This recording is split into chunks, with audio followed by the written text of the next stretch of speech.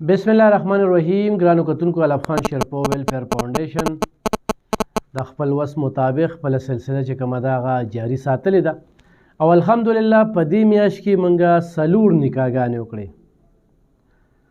او دا زموږ خوشقسمتي هم ده، زموږ دپاره خوشحالي هم ده چې هغه خویندې چې بې اسرې وي، یتیمانې وي، د هغې په سر باندې چا لاس کېښودو.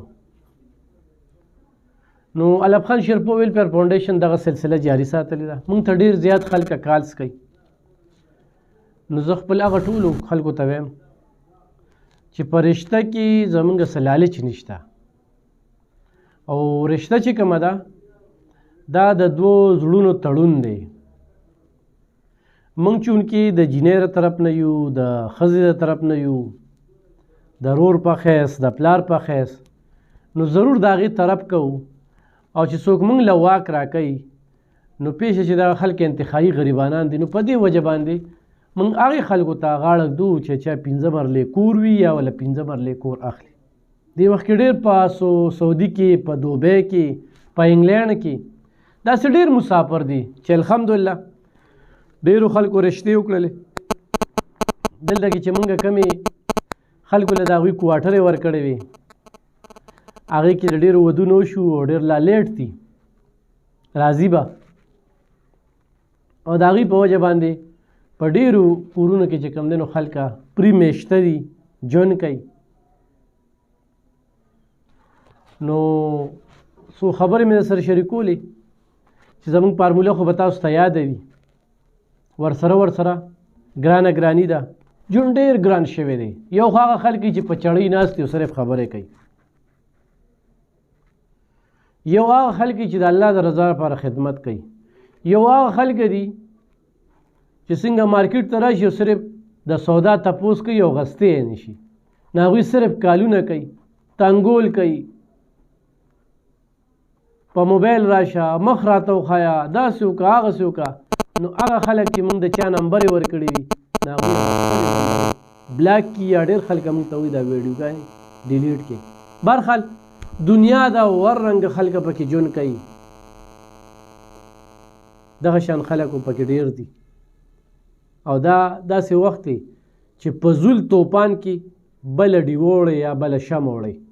نو په دې کې ژوند کول ډېر ګران دي، کردار کشي هم دې کېږي، د رنګ رنګ خبرې هم دې کېږي، خو وخت هر څه ثابتوي، یو څیز هم پټ نه پاتې کېږي. یو سړی و چې دا خبرې او پټې پاتې شي نو څوک هم پټې نه پاتې کېږي. هغه خلکه چې تورونه الزامونه لګول نن ورسره جواز نشته، په خپله په داسې خربو کې راګیر دي چې اوس ستومانه دي. نو بیده وروستو جړا نه دا مخکې جړا ښه وي. کوشش وکړئ چې په کم کار کې خیر وي، کم کار کې ولس ته پیدا وي، هغه کوئ. د نقصان او د نیګیټیو سوچ نه اجتناب وکړئ.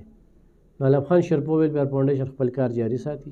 هغه خلکه چې هغوی د سیاست نه بلاتر صرف د الله رضا، ولې چې سیاست شي نو څوک وایي ته دې پسې خبرې کوې، څوک وایي د دې پسې خبرې کوې، څوک وایي ته خپل کار جاري ساته. نو زما کار صحافت دی، بیا هغې نه پس چې کوم دی نو دا سوشل اکټیویسټ او سوشل ورکري کوم. نو په دغه څیزونو باندې چې یاره زه د یو لیډر خوشامد وایم ما له به څوک پیسې رالیږي، نو بلکل دې نه رالیږي.